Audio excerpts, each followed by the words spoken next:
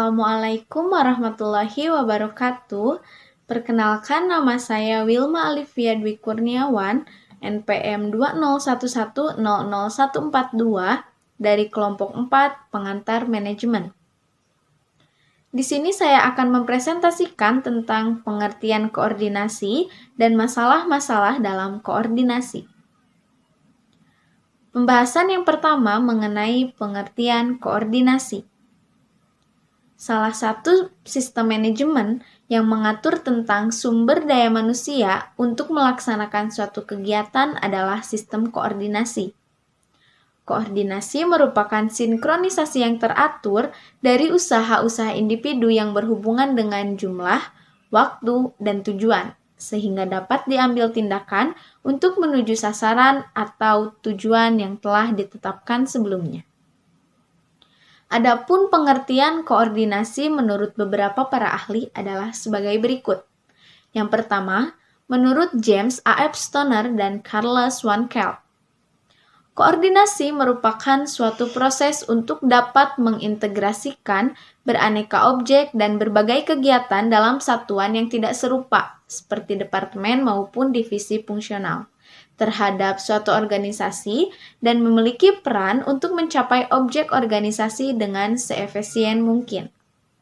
Yang kedua, menurut Sondang P. Siagian, koordinasi ialah pengaturan keterkaitan terhadap perjuangan bersama dengan dalam rangka capai keseragaman tindakan untuk mencapai objek bersama. Yang ketiga, menurut Ateng Syafruddin S.H., koordinasi yaitu proses kronologis kegiatan menghubungi yang memiliki objek menyelaraskan tiap-tiap tindakan dan kegiatan organisasi biar mencapai gerak cepat dalam rangka peraihan objek yang telah ditentukan. Yang keempat, menurut M.C. Farlan, koordinasi merupakan suatu proses di mana pimpinan membuatkan contoh perjuangan grup secara tertata di antara bawahannya dan menanggung kesatuan tindakan di dalam mencapai objek bersama. Yang kelima, menurut Handoko, koordinasi yaitu salah satu proses pengintegrasian tujuan-tujuan dan berbagai kegiatan-kegiatan terhadap satuan-satuan yang terpisah seperti departemen atau bidang-bidang fungsional dalam suatu organisasi untuk dapat mencapai sebuah objek organisasi secara efisien. Yang keenam, menurut G.R. Terry, koordinasi yakni suatu perjuangan yang sinkron dan tertata untuk menyediakan jumlah dan pas yang tepat dan mengarahkan pelaksanaan untuk menghasilkan suatu tindakan yang seragam dan serasi terhadap target yang telah ditentukan. Yang ketujuh, menurut E.F.L. Bridge, koordinasi yaitu mengimbangi dan menjalankan tim bersama dengan memberi pelengkap wilayah kegiatan pekerjaan yang cocok bersama dengan tiap-tiap dan merawat biar kegiatan itu dilakukan bersama dengan kecocokan yang semestinya di antara para bab itu sendiri.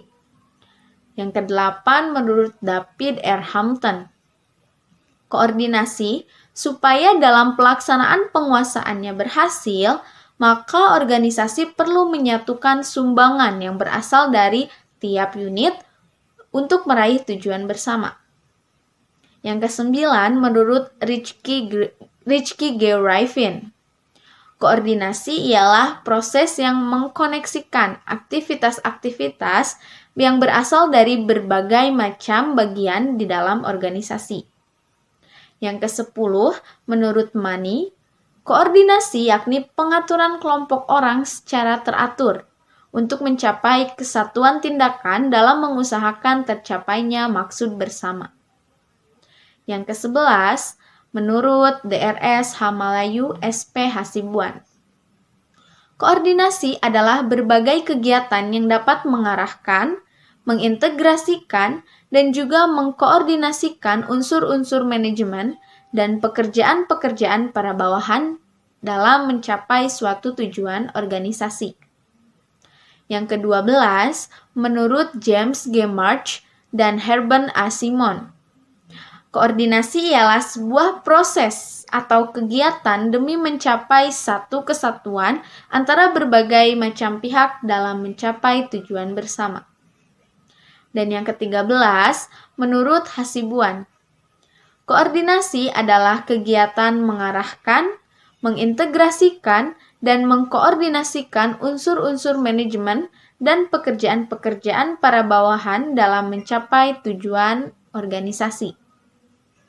Maka dapat disimpulkan bahwa koordinasi adalah kegiatan penyampaian informasi yang jelas, pengkomunikasian yang tepat, dan pembagian pekerjaan kepada para bawahan oleh manajer, dan para individu bawahan akan mengerjakannya sesuai dengan wewenang yang telah diterima. Karena tanpa adanya koordinasi setiap pekerjaan dari individu karyawan, maka tujuan perusahaan tidak akan tercapai. Pembahasan yang kedua mengenai masalah-masalah dalam koordinasi. Peningkatan spesialisasi akan menaikkan kebutuhan akan koordinasi. Tetapi semakin besar derajat spesialisasi, semakin sulit bagi manajer untuk mengkoordinasikan kegiatan-kegiatan khusus dari satuan-satuan yang berbeda.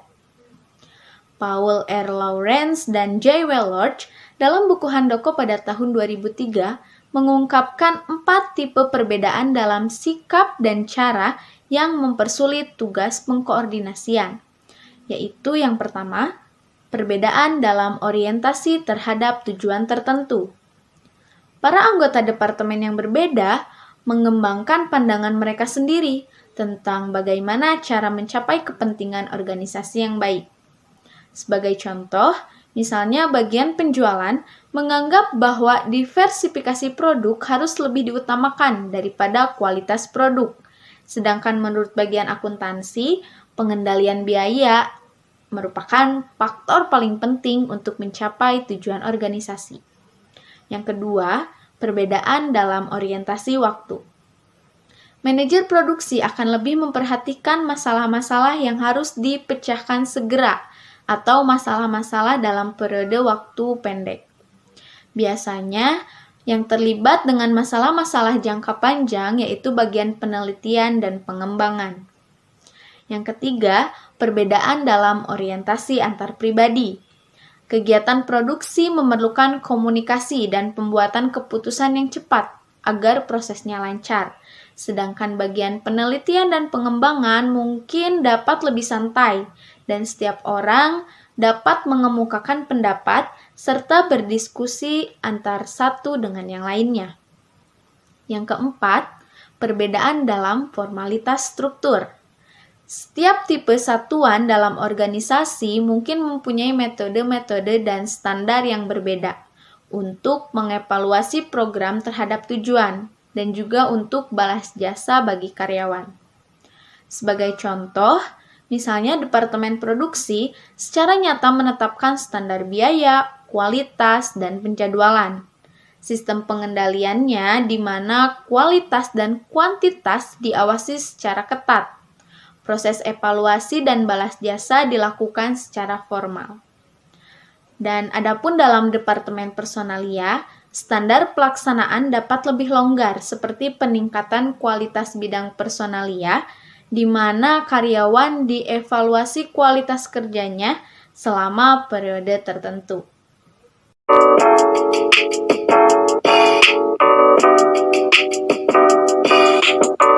Bismillahirrahmanirrahim. Assalamualaikum warahmatullahi wabarakatuh. Sebelumnya, izin memperkenalkan diri. Nama saya Reisya Arisandi Rahayu. Di sini saya akan menyampaikan 2 materi, yaitu mengenai tipe-tipe dalam koordinasi dan sifat-sifat koordinasi. Baik, langsung aja ke materi yang pertama, yaitu tipe-tipe dalam koordinasi. Koordinasi memiliki tipe yang disesuaikan dengan kondisi-kondisi tertentu yang diperlukan untuk melaksanakan tugas agar tujuan tercapai dengan baik. Menurut Hasibuan, tipe koordinasi dibagi menjadi 2 bagian, yaitu yang pertama koordinasi vertikal dan yang kedua koordinasi horizontal. Koordinasi vertikal adalah kegiatan-kegiatan penyatuan, pengarahan yang dilakukan oleh atasan terhadap kegiatan unit-unit, kesatuan-kesatuan kerja yang ada di bawah wewenang dan tanggung jawabnya.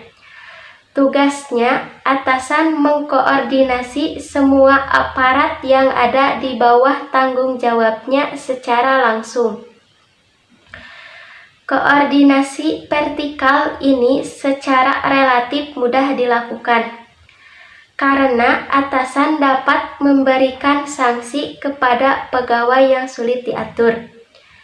Yang kedua, koordinasi horizontal adalah pengkoordinasian tindakan-tindakan atau kegiatan-kegiatan penyatuan. Pengarahan yang dilakukan terhadap kegiatan-kegiatan dalam tingkat koordinasi atau pegawai yang setingkat. Koordinasi horizontal terbagi atas dua bagian, yaitu yang pertama interdisciplinary, adalah suatu koordinasi dalam rangka mengarahkan, menyatukan tindakan-tindakan, mewujudkan dan menciptakan disiplin antara untuk yang satu dengan unit yang lain, secara intern maupun ekstern pada unit-unit yang sama tugasnya. Yang kedua, interrelated adalah koordinasi antar badan atau instansi, unit-unit yang fungsinya berbeda, tetapi instansi yang satu dengan yang lain saling bergantung atau mempunyai kaitan secara intern atau ekstern yang levelnya setara. Koordinasi horizontal ini relatif sulit dilakukan, karena koordinator tidak dapat memberi sanksi kepada pejabat yang sulit diatur karena adanya kedudukan yang setingkat atau setara.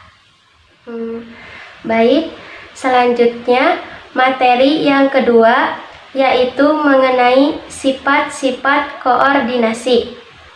Di sini terdapat beberapa sifat-sifat koordinasi.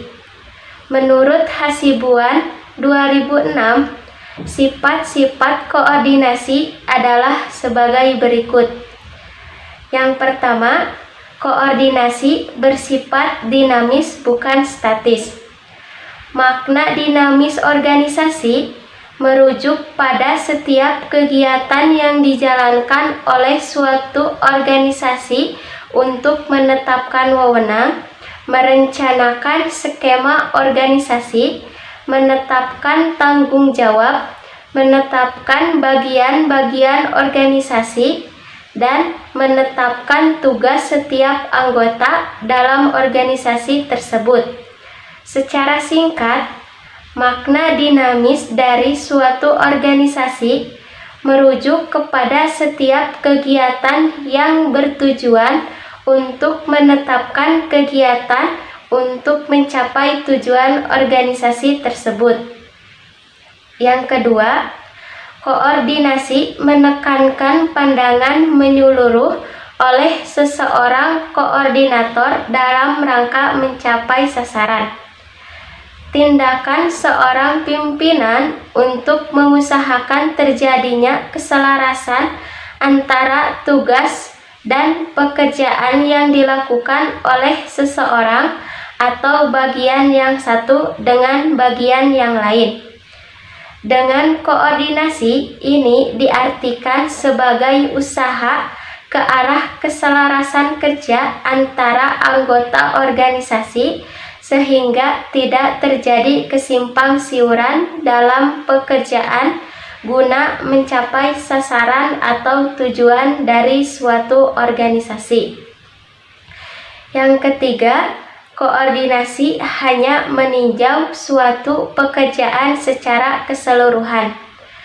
Pengkoordinasian ini dimaksudkan agar para manajer atau pimpinan dapat meninjau sumber daya manusia dan sumber daya lain yang dimiliki organisasi secara menyeluruh.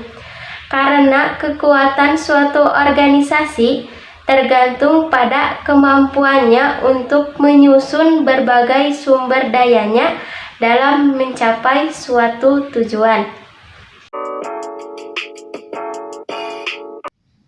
Assalamualaikum warahmatullahi wabarakatuh.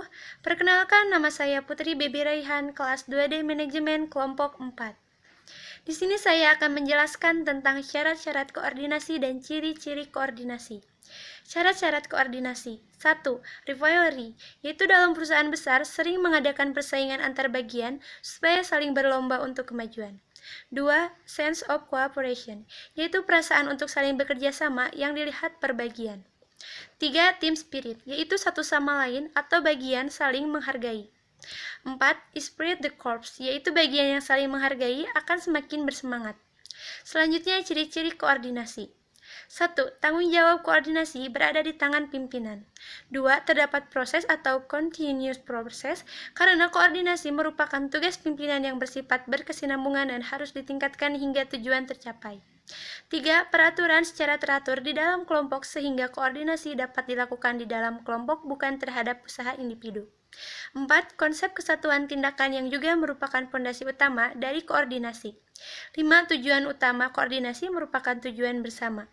6. Koordinasi merupakan sebuah upaya untuk bekerja sama yang merupakan syarat utama terselenggaranya koordinasi yang efektif. Assalamualaikum warahmatullahi wabarakatuh. Nama saya Rizma Hafijah, NPM 201100156. Di sini saya akan menjelaskan materi selanjutnya mengenai pendekatan-pendekatan untuk pencapaian koordinasi efektif. Ada 3 macam pendekatan koordinasi, yaitu yang pertama, mekanisme teknik manajemen dasar, yaitu tujuan atau rencana sebagai pengarah umum kegiatan-kegiatan serta aturan-aturan dan prosedur-prosedur.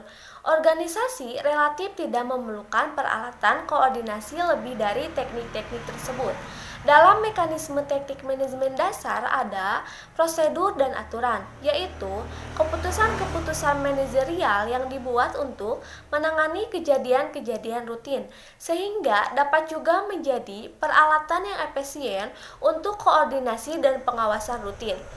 Rencana dan penetapan tujuan untuk pengembangannya dapat digunakan untuk mengoordinasikan melalui pengaruh seluruh satuan organisasi terhadap sasaran-sasaran yang sama. Yang kedua, meningkatkan koordinasi potensial.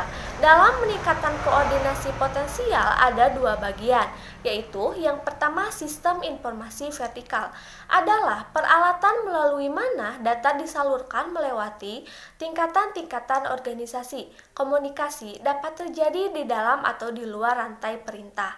Sistem informasi manajemen telah dikembangkan dalam kegiatan-kegiatan seperti pemasaran, keuangan, produksi, dan operasi operasi-operasi internasional untuk meningkatkan informasi yang tersedia bagi perencanaan, koordinasi, dan pengawasan.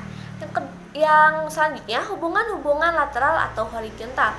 Melalui pemotongan rantai perintah, hubungan-hubungan lateral membiarkan informasi dipertukarkan dan keputusan dibuat pada tingkat hierarki di mana informasi yang dibutuhkan ada.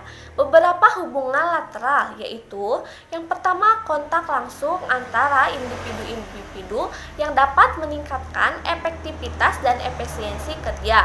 Yang kedua, peranan penghubung yang menangani komunikasi antar departemen sehingga mengurangi panjangnya saluran komunikasi.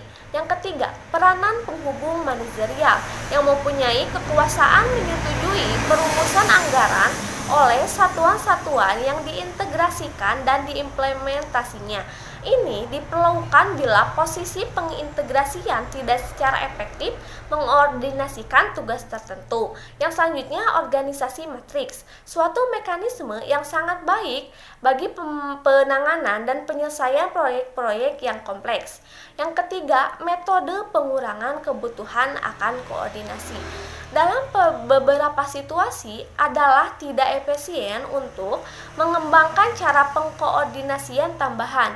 Ini dapat dilakukan dengan penyediaan tambahan sumber daya dari sumber daya untuk satuan-satuan organisasi atau pengelompokan kembali satuan, kemudian satuan organisasi agar tugas-tugas dapat berdiri sendiri.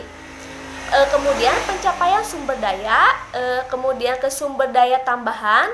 Sumber daya tambahan memberikan kelonggaran bagi satuan-satuan kerja.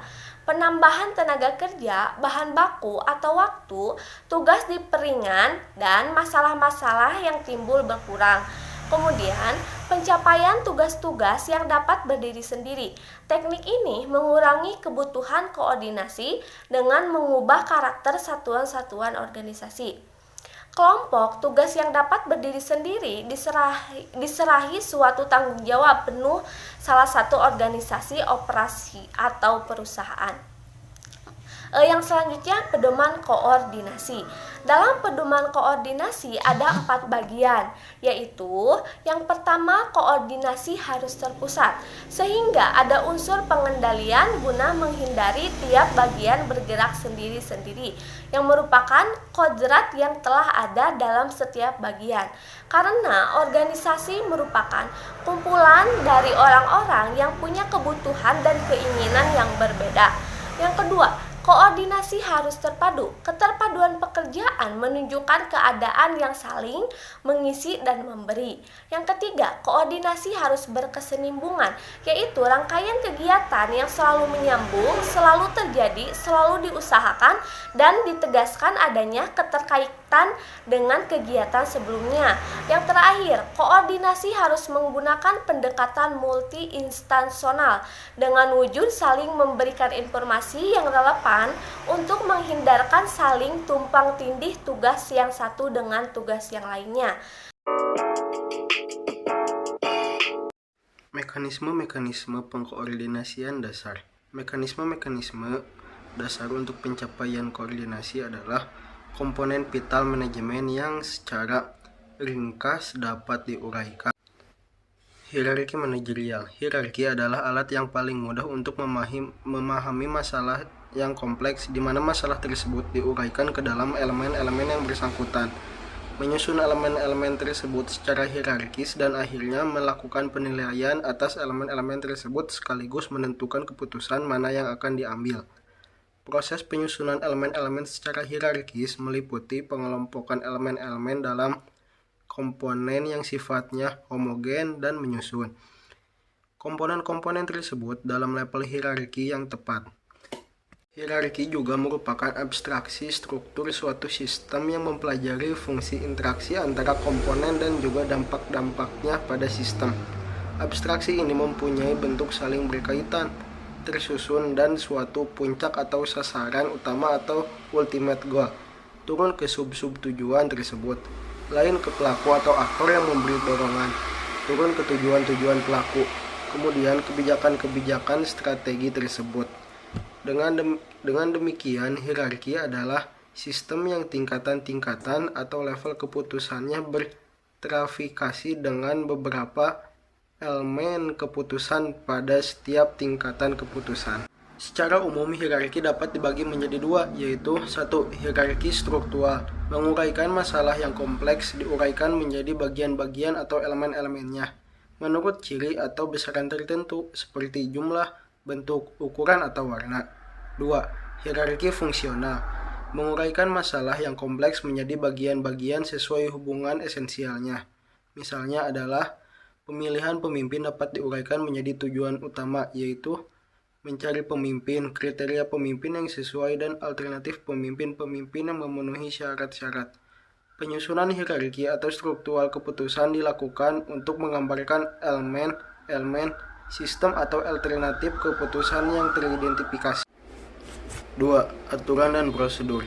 Aturan-aturan dan prosedur adalah keputusan-keputusan manajerial kejadian secara rutin, sehingga dapat juga menjadi peralatan yang efisien untuk koordinasi dan pengawasan rutin. 3. Rencana dan penetapan tujuan. Pengembangan rencana dan tujuan dapat digunakan untuk pengkoordinasian melalui pergerakan seluruh satuan organisasi terhadap sasaran-sasaran yang sama. Ini diperlukan apabila aturan dan prosedur tidak mampu lagi memproses seluruh informasi yang diperlukan untuk mengkoordinasi kegiatan-kegiatan satuan organisasi.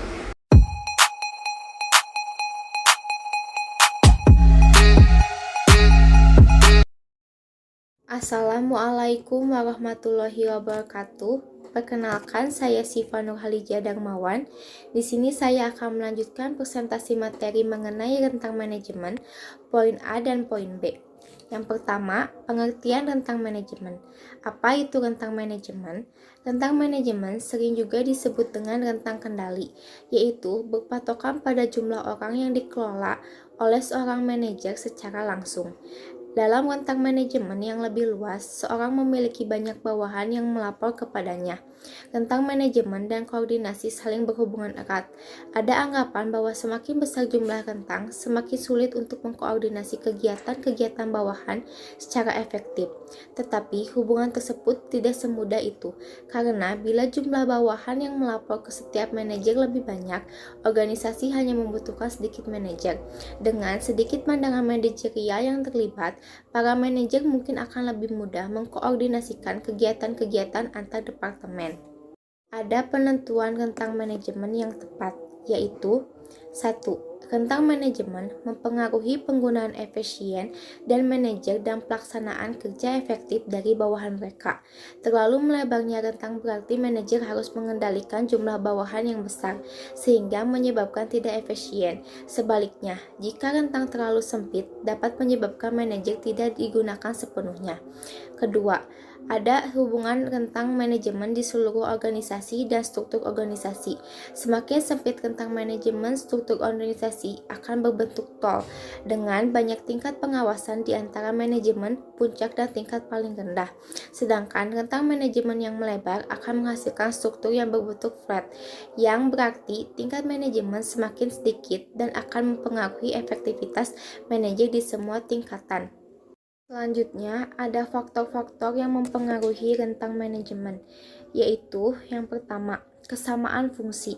Jika bawahan terlibat dalam kegiatan yang sama atau serupa, maka mungkin bagi manajer untuk mengawasi lebih banyak bawahan, karena masalah yang mungkin muncul akan serupa di alam. Ini akan lebih mudah untuk ditangani. Sebaliknya, jika bawahan terlibat dalam operasi yang beragam, situasi akan lebih kompleks dan karenanya rentang manajemen akan lebih sempit. Yang kedua, kompleksitas tinggi. Jika operasi yang dilakukan karyawan kompleks dan canggih dan memerlukan pengawasan terus-menerus, maka akan lebih sulit bagi manajer untuk mengelola terlalu banyak karyawan dan karenanya rentang manajemen yang sempit akan diinginkan. Yang ketiga, kedekatan geografis karyawan. Semakin dekat bawahan satu sama lain di lokasi fisik, semakin mudah bagi manajer untuk mengelola lebih banyak karyawan. Yang keempat, ada arah dan koordinasi. Rentang kendali juga akan ditentukan oleh tingkat koordinasi yang diperlukan, baik di dalam unit maupun dengan unit di departemen lain. Jika unit membutuhkan arahan terus-menerus dan waktu tambahan manajer dalam melakukan koordinasi kegiatan ini, maka lebih sedikit bawahan akan lebih baik diawasi. Yang kelima, kapasitas bawahan. Bawahan yang terlatih, dikembangkan, dan berpengalaman secara profesional perlu sedikit pengawasan dalam melaksanakan tugasnya. Dalam situasi seperti itu, lebih banyak bawahan dapat secara efektif diawasi. Bawahan-bawahan ini selanjutnya dapat dibantu dengan memberi mereka rencana berdiri yang dapat diterapkan dalam operasi berulang dan masalah rutin berulang sehingga membutuhkan lebih sedikit bantuan pengawasan. Lalu ada poin B. beberapa jumlah rentangan yang ideal. Yang pertama, jumlah maksimum bawahan yang dapat dikendalikan oleh pengawasan produksi dalam organisasi adalah 20-30 karyawan, sedangkan setiap kepala pengawasan atau superintenden dapat mengawasi hanya 3 atau 4 pengawasan produksi, menurut Henry Valoy dalam Handoko 2000. Dan yang kedua, dalam memilih suatu rentangan, manajer harus mempertimbangkan tidak hanya hubungan suatu dengan satu secara langsung dengan bawahan dalam 2 kelompok atau lebih. Jadi, dengan 3 karyawan, seorang manajer mempunyai hubungan dengan setiap individu dan dengan 3 kelompok yang berbeda, yaitu kombinasi dari setiap 2 karyawan dengan kelompok yang terdiri dari ketiganya, menurut V.A. Grishunas dalam Handoko 2000. Bismillahirrahmanirrahim. Saya Mesya Bahtiar. Di sini saya akan melanjutkan presentasi materi mengenai rentang manajemen, poin C dan poin D. Yang pertama, rentang manajemen dan tingkatan organisasional. Saya akan menjelaskan bagaimana hubungan antara rentang manajemen dan tingkatan organisasi. Pada dasarnya, suatu organisasi secara teoretik dengan 32 tenaga operatif ditunjukkan dalam 3 struktur rentang manajemen, di mana setiap struktur memerlukan jumlah manajer yang berbeda. Dalam kenyataannya adalah tidak bisa mempunyai rentang manajemen yang sama pada setiap tingkatan di mana setiap struktur diorganisasikan. Di sini, rentangan dibuat sama untuk menggambarkan bagaimana rentangan mempengaruhi baik jumlah tingkatan organisasi antara atas dan bawah maupun jumlah manajer total yang dibutuhkan. Seperti contoh, pada struktur A, seseorang mengawasi secara langsung keseluruhan 32 bawahan yang menghasilkan rentang manajemen sangat lebar dan struktur organisasi yang datar. Lalu struktur B menunjukkan rentangan manajemen yang lebih sempit serta struktur organisasi yang lebih tinggi. Sedangkan pada struktur C dengan rentang manajemen hanya 4 dan 11 manajemen dengan 3 tingkatan yang membuat rentang manajemen sangat sempit serta struktur organisasi yang sangat tinggi. Lanjut pada poin yang kedua, yaitu rentang manajemen lebar versus sempit. Organisasi dengan meningkatkan jumlah karyawan mempunyai 3 pilihan. Yang pertama, rentang manajemen naik. Yang kedua, biar tingkatan manajemen naik. Atau 3, kombinasi kedua masing-masing mempunyai kelemahan dan kelebihan. Alasan digunakannya rentang manajemen yang melebar pada pilihan pertama adalah bahwa tingkatan hierarki yang semakin tinggi cenderung mengurangi kecepatan waktu penyebaran informasi dari atas ke bawah. Lebih lanjutnya adalah lebih banyak jumlah tingkatan yang harus dilalui informasi. Lebih besar juga kemungkinan penyimpanan atau distori. Penambahan tingkatan manajemen juga menaikkan karena memerlukan penambahan gaji manajerial. Rentang manajemen yang melebar berarti menggunakan sumber daya manajemen yang efisien. Yang kedua, alasan mengapa digunakannya rentang manajemen yang menyempit pada pilihan kedua adalah bahwa pada umumnya moral dan produktivitas karyawan akan meningkat dalam organisasi-organisasi kecil daripada dalam organisasi-organisasi besar. Penggunaan rentangan yang terlalu melebar berarti bahwa manajemen tidak akan dapat menjalankan fungsinya dengan efektif dan mencurahkan perhatiannya kepada seluruh bawahan secara perseorangan. Koordinasi dan koefisien berkembang baik karena setiap individu baru mengelola fungsi sendiri dan dengan bantuan minimum dari atasan. Banyak studi menunjukkan bahwa besarnya organisasi dapat menjadi variabel penting dalam penentuan rentangan yang tepat juga untuk beberapa tugas tertentu seperti operasi produksi yang berulang. Rentangan yang menyempit akan menaikkan moral dan efisiensi. Tugas lainnya seperti riset dan pengembangan mungkin lebih ditangani melalui rentangan yang melebar. Banyak studi yang menunjukkan bahwa besarnya organisasi dapat menjadi variabel penting dalam penentuan rentangan yang tepat, juga untuk beberapa tugas tertentu seperti operasi produksi yang berulang.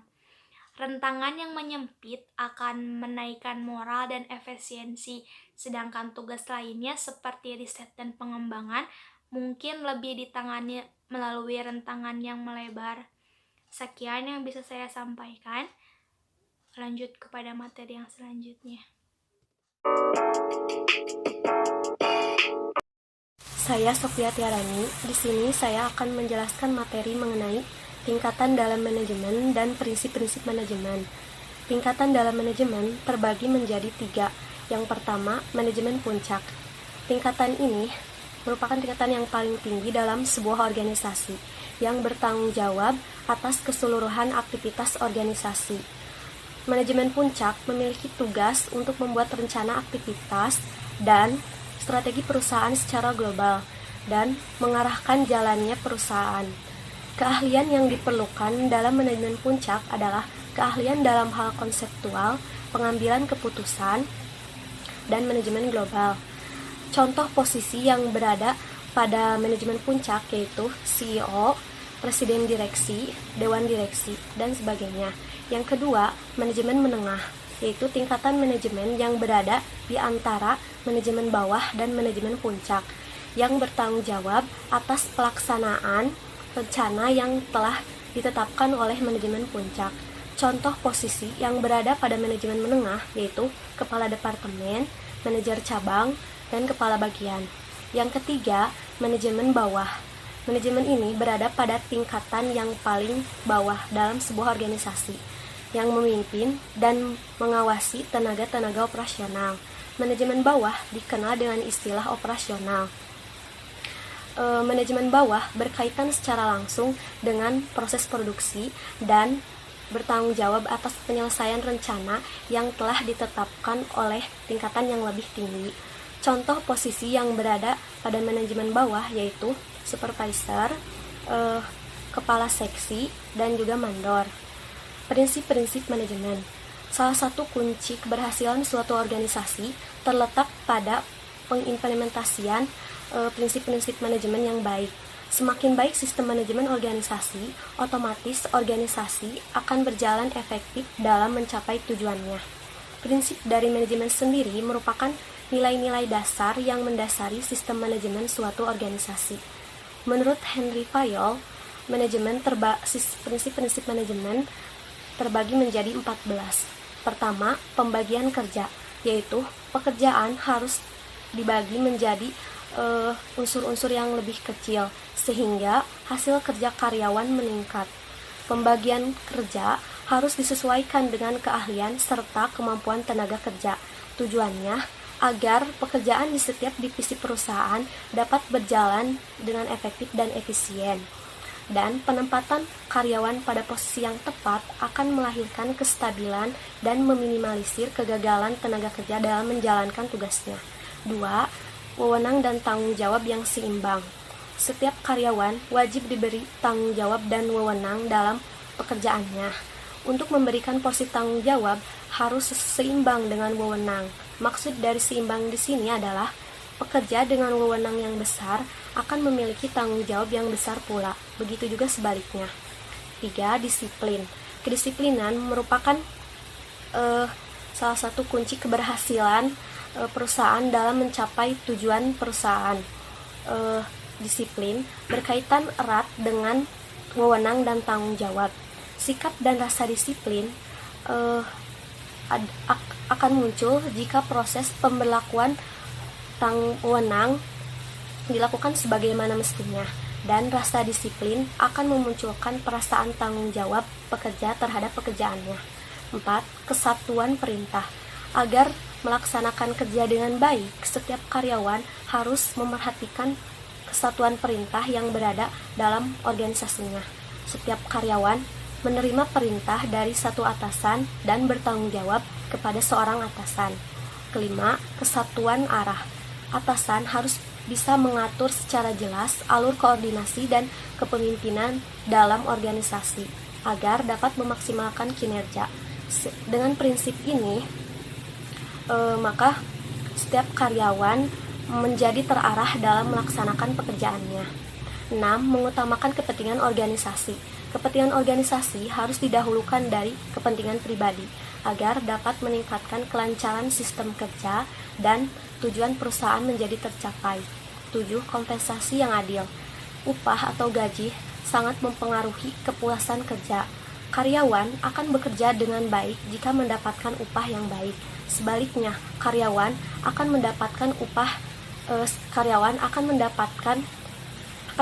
sulit berkonsentrasi dalam pekerjaannya jika mendapatkan upah yang tidak sesuai, sehingga karyawan menjadi tidak puas. 8. Sentralisasi atau pemusatan wewenang. Proses pemusatan wewenang akan mengakibatkan pemusatan tanggung jawab atas suatu pekerjaan sekaligus tidak menghapus asas pelimpahan wewenang. Fungsi dari prinsip ini untuk menghindari ketidakjelasan tanggung jawab dan wewenang. 9. Rantai skalar, yaitu garis wewenang dari atas sampai ke bawah. Setiap karyawan harus menyadari posisi mereka dalam hierarki organisasi. Garis wewenang akan menunjukkan apa yang menjadi wewenang dan tanggung jawab.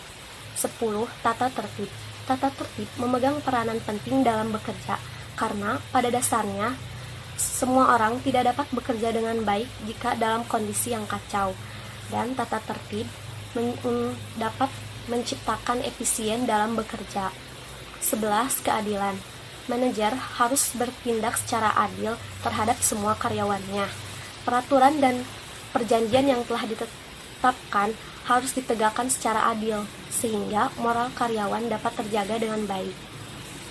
12. Stabilitas kondisi karyawan. Kestabilitasan kondisi karyawan menjadi hal yang penting agar perusahaan dapat bergerak secara maksimal. Menciptakan lingkungan kerja yang disiplin dan tertib mampu menjadi cara efektif untuk kestabilitasan kondisi karyawan. 13. Inisiatif. Rasa inisiatif muncul dari dalam diri, yakni akal pikir seseorang berdasarkan kehendak, keahlian, pengalaman, pengetahuan, dan perasaan. Setiap karyawan yang memiliki rasa inisiatif tinggi akan dapat menyelesaikan pekerjaannya dengan maksimal. Yang terakhir, 14. Persatuan dan kesatuan. Persatuan dan kesatuan karyawan dikenal dengan esprit de corps. Dan untuk meningkatkan keharmonisan kerja, setiap karyawan harus memiliki rasa senasib dan sepenanggungan, dan akhirnya memiliki rasa kesatuan di antara mereka. Assalamualaikum warahmatullahi wabarakatuh. Perkenalkan, nama saya Wibda Nur Puadi Ahmad Tauji, NPM 201100188. Di sini saya akan melanjutkan presentasi tentang kegiatan-kegiatan manajer dan peran keterampilan manajer. Pembahasan pertama mengenai kegiatan-kegiatan manajer. Penjelasan mengenai fungsi manajemen merupakan sebuah pendekatan yang logis untuk membahas manajemen. Akan tetapi, hal tersebut tidak cukup untuk membantu mendeskripsikan tugas manajer itu sendiri. Pada hakikatnya, fungsi-fungsi manajemen dilakukan dalam bentuk kegiatan yang saling bergantung, berinteraksi, serta saling berhubungan dimulai dari penetapan tujuan sampai dengan pengawasannya. Biasanya, kita melihat bahwa seorang manajer menggunakan waktunya untuk menghadiri rapat, membaca memo, bicara di telepon, serta menemui tamu. Oleh karena itu, perlu dilakukan sebuah pendekatan kegiatan untuk memahami fungsi manajemen dengan aktivitas yang sebenarnya yang dilakukan oleh seorang manajer dalam organisasi.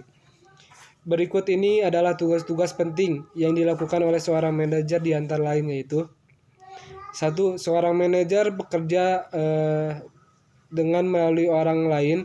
Istilah orang lain di sini merujuk kepada para bawahan atau atasan dalam sebuah organisasi dan juga individu-individu di luar organisasi tersebut. Misalnya seperti para konsumen, supplier, dan pemerintah, dan sebagainya. Selanjutnya nomor 2, manajer memadukan dan menyeimbangkan tujuan-tujuan yang saling bertentangan dan menetapkan prioritas-prioritas. Setiap manajer tentu saja akan menghadapi sejumlah masalah, tujuan, dan kebutuhan organisasional yang saling bersaing untuk memperebutkan sumber daya yang sangat terbatas.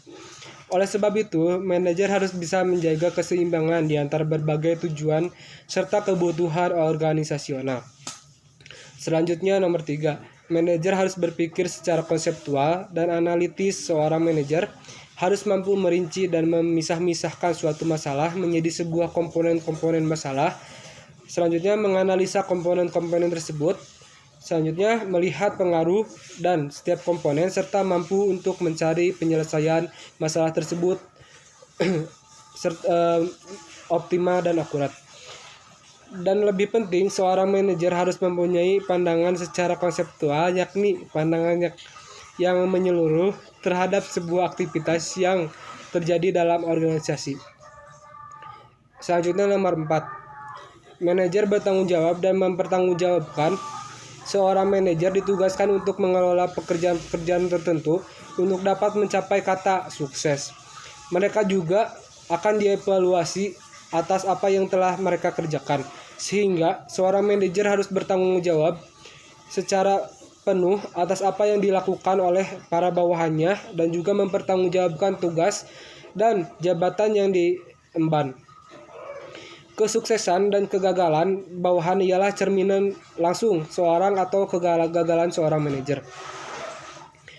Selanjutnya nomor 5. Manajer adalah seorang mediator. Sebuah organisasi terdiri dari atas banyak orang yang berbeda berpendapat dan pandangan. Apabila hal tersebut terjadi, maka akan menurunkan semangat kerja dan produktivitas kerja, sehingga suasana kerja menjadi tidak stabil dan luas. Dalam hal ini, seorang manajer harus mampu berperan sebagai mediator yang memberikan jalan sebuah dan juga solusi apabila terjadi pertentangan di dalam organisasi. Selanjutnya nomor 6, manajer adalah seorang diplomat. Seorang manajer harus bisa berperan sebagai wakil yang representatif bagi organisasi. Orang dipimpin pada setiap pertemuan organisasional untuk mempererat hubungan kerja serta menindaklanjuti setiap program-program yang ingin dilaksanakan. Selanjutnya, manajer adalah seorang politisi seperti halnya yang dilakukan oleh seorang politisi. Seorang manajer juga harus mampu mengkampanyekan program-program yang ia buat agar diperoleh dukungan terhadap kegiatan-kegiatan yang diinginkannya. Setiap manajer yang efektif akan mampu memainkan politik dengan cara mengembangkan jaringan kerjasama dengan berbagai pihak, baik itu dalam internal maupun eksternal organisasi. 8. Manajer harus mampu mempunyai keputusan-keputusan sulit. Seorang manajer harus bisa mengambil risiko terhadap setiap keputusan yang ia buat. Setiap organisasional pasti akan selalu mengalami kesulitan untuk keberlangsungan apabila ia kesulitan dalam hal finansial, sumber daya, ataupun budaya organisasi itu sendiri. Selanjutnya, pembahasan mengenai peran dan keterampilan manajer. Peran manajer. Ada 10 peran dimainkan oleh manajer di tempat kerjanya. Namun, ke-10 peran itu dirangkum menjadi 3 kelompok, yaitu yang pertama, peran antar pribadi, yaitu melibatkan orang dan kewajiban lain yang bersifat simbolis dan seremonial. Peran ini meliputi peran untuk figur, untuk anak buah dan pemimpin. Selanjutnya nomor 2, peran informasional. Meliputi peran manajer sebagai penyebar dan pemantau informasi dan peran sebagai juru bicara. Selanjutnya, peran pengambil keputusan, yaitu peran sebagai seorang wirausahawan, pemecah masalah, serta pembagi sumber daya. Selanjutnya, keterampilan manajer. Berikut ini merupakan keterampilan atau kemampuan manajer yang harus dimiliki seorang manajer. Yang pertama, keterampilan konseptual. Manajer tingkat atas atau top manager Diharuskan memiliki sebuah keterampilan untuk membuat konsep, ide, dan gagasan untuk kemajuan sebuah organisasi. Gagasan, ide, serta konsep tersebut lalu dijabarkan menjadi sebuah rancangan kegiatan untuk mewujudkan gagasan atau konsep itu. Proses penjabaran ide menjadi sebuah rancangan kerja yang konkret dan biasanya disebut sebagai sebuah proses perencanaan. Oleh karenanya, keterampilan konsepsional juga merupakan keterampilan untuk membuat sebuah rencana kerja. Selanjutnya nomor 2, keterampilan berhubungan dengan orang lain. Selain kemampuan konsepsional, seorang manajer juga harus dilengkapi dengan keterampilan berkomunikasi serta berhubungan dengan orang lain, yang disebut dengan keterampilan kemanusiaan. Komunikasi yang persuasif harus selalu diciptakan oleh manajer terhadap bawahan yang dipimpinnya. Seorang manajer yang memiliki kemampuan komunikasi yang persuasif, bersahabat, dan kebapak-bapaan akan membuat karyawan merasa dihargai dan kemudian mereka akan bersikap lebih terbuka terhadap atasannya.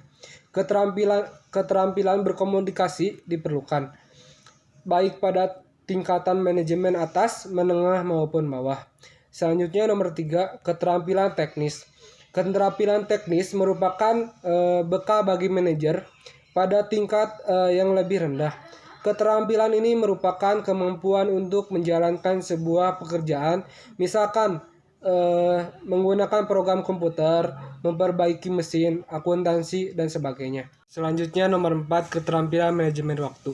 Merupakan keterampilan yang merujuk pada kemampuan seorang manajer untuk menggunakan waktu yang dimilikinya secara bijaksana. Griffin memajukan contoh kasus Slang Frankfurt dari Koch pada tahun 2004 sebagai manajer Frankfurt digaji sebesar 2 juta US dollar per tahun. Jika diasumsikan bahwa ia akan bekerja selama 50 jam per minggu dengan waktu cuti 2 minggu, maka gaji Frankfurt setiap jamnya adalah 800 US dollar per jam, sekitar 13 US dollar per menit. Dapat kita lihat di atas bahwa setiap menit yang berbuang akan merugikan perusahaannya.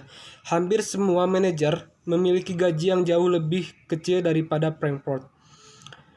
Tetapi waktu yang mereka miliki tetap merupakan aset yang berharga, serta menyia-nyiakannya berarti membuang-buang uang yang mengurangi produktivitas sebuah perusahaan. Selanjutnya nomor 5, keterampilan membuat keputusan. Keterampilan ini merupakan kemampuan untuk mendefinisikan sebuah masalah dan membentukkan cara terbaik untuk memecahkan masalah tersebut. Membuat sebuah keputusan adalah hal yang paling penting untuk seorang manajer, terutama untuk kelompok manajer atas atau top manager. Ada 3 langkah dalam membuat keputusan, yaitu seorang manajer harus mendefinisikan masalah dan mencari berbagai alternatif yang dapat diambil untuk menyelesaikannya. Yang kedua, manajer harus mengevaluasi serta alternatif yang ada dan memilih sebuah alternatif yang dianggap paling baik. Yang ketiga, manajer harus mengimplementasikan alternatif yang telah ia pilih serta mengawasi dan mengevaluasinya agar tetap berada di jalur yang benar. Sekian yang bisa kami sampaikan. Mohon maaf jika ada kesalahan. Nun qalami wa mayasturun pastabikul khairat. Akhirul kalam. Wassalamualaikum warahmatullahi wabarakatuh.